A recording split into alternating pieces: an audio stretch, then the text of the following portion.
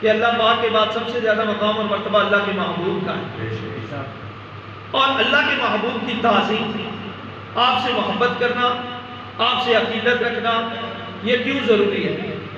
آخر اس کی وجہ کیا ہے؟ میں نے ابھی بیان کے دوران آیت کریمہ تلاوت فرمائی، اللہ پاک قرآن میں ارشاد فرماتا ہے اِنَّا أَرْسَلْنَاكَ شَاهِدًا وَمُبَشِّرًا وَنَذِيرًا۔ اللہ پاک نے ارشاد فرمایا بے شک ہم نے اپنے محبوب کو حاضر و ناظر بنا کر خوشخبریاں سنانے والا بھیجا۔ اب یہاں پر تو اللہ پاک نے اپنے محبوب کی شان بیان کی کہ میں نے اپنے محبوب کو بھیجا، تو یہ شانیں عطا کر کے بھیجا۔ اب توجہ رکھیے گا، اللہ پاک نے سب سے پہلے کس چیز کا ذکر کیا؟ اپنے محبوب کو بھیجنے کا، اپنے محبوب کو بھیجنے کا ذکر کیا۔ ابھی دیکھیں نا، کسی مولانا کی گفتگو پر نا اتفاقی ہو سکتی ہے، میں نہیں مانتا۔ کسی کی لکھی ہوئی کتاب پر بندہ کہہ سکتا ہے میں نہیں مانتا۔ اب رب کا کلام ہے، اس پر کون اعتراض کرے گا؟ جو اعتراض کرے گا خود ہی اپنے بارے میں سوچ لے گا۔ اب یہاں پر اللہ پاک نے اپنے محبوب کو بھیجنے کا ذکر کیا اور یہ شان عطا کی۔ محبوب کو کیوں بھیجا؟ لِتُؤْمِنُوا بِاللَّهِ وَرَسُولِهِ، اس لیے بھیجا تاکہ تم اللہ پر ایمان لاؤ، اس کے رسول پر ایمان لاؤ۔ اب ایمان بندہ لا چکا، کلمہ اس نے پڑھ لیا، مسلمان کے گھر میں پیدا ہوا، تب بھی ایمان لے آیا، بعد میں مسلمان ہوا، کلمہ پڑھا، مسلمان ہو گیا، ایمان لے آیا۔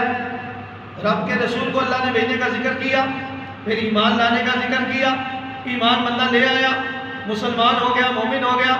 آگے ارشاد فرمایا میں نے اپنے رسول کو اس لیے بھیجا کہ تاکہ تم کیا کرو، مجھ پر، اللہ پاک ارشاد فرماتا ہے مجھ پر بھی ایمان لاؤ اور میرے رسول پر بھی ایمان لاؤ۔ اس کے بعد کیا کرو؟ اس کے بعد کیا کرنا ہے؟ رسول کی تعظیم و توقیر کرنی ہے۔ تیسرے نمبر پر کیا کام کرنا ہے؟ رسول کی تعظیم اور توقیر کرنی ہے۔ اس کے بعد پھر کیا کرنا ہے؟ اللہ پاک نے کہا اب میری عبادت بھی کرنی ہے، میری حمد بھی کرنی ہے۔ اللہ پاک نے اپنی عبادت سے پہلے اپنے محبوب کی تعظیم و توقیر کو بیان کیا۔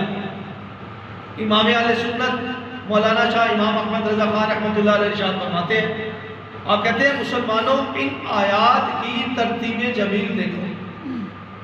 اگر کوئی شخص، اگر کوئی بندہ رسول صلی اللہ علیہ وسلم کی تعظیم کرے، جیسے دنیا میں ایک انگریز ہوا ہے، اس نے ایک بک لکھی، کتاب لکھی 100 best people in the world, دنیا کی 100 بہترین شخصیات، غیر مسلم انگریز، ٹاپ آف نمبر 1 اس نے اللہ پاک کے آخری نبی صلی اللہ علیہ وسلم کا نام لکھا۔ اب کیسی تعظیم کی؟ تعظیم کی نا۔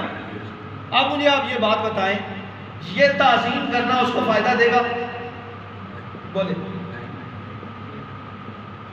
میں کوئی بات آپ کو ڈیلیور کرنا چاہ رہا ہوں، وہ جوشیلا انداز بھی مجھے آتا ہے، جو سنتے رہتے ہیں مجھے ان کو پتا ہے، لیکن آج میں آپ کو ایک بات چھوڑ کر جانا چاہتا ہوں۔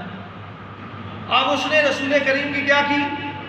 تعظیم کی، بہت بڑی تعظیم کی کہ 100 بیسٹ پیپل، رسول کریم تو ویسے ہی اللہ پاک کے بعد سب سے بلند و بالا ہے، بعد از خدا بزرگ تو ہی قصہ مختصر، جب رسول کریم کی ذات سب سے بلند و بالا ہے، اب یہاں انگریز تعظیم کر رہا ہے 100 best people in the world, یہ بک لکھی، کتاب لکھی، ٹاپ آف دا لسٹ، حضور جانے کائنات صلی اللہ علیہ وسلم کا نام لکھا، تعظیم کی۔ اب یہ تعظیم اس کو کیوں فائدہ نہیں دے گی؟ کیونکہ یہ اللہ اور اس کے رسول پر ایمان ہی نہیں لایا۔ بات سمجھ آ رہی؟ اللہ اور اس کے رسول پر ایمان نہیں لایا، اب اس کو تعظیم فائدہ نہیں دے گی۔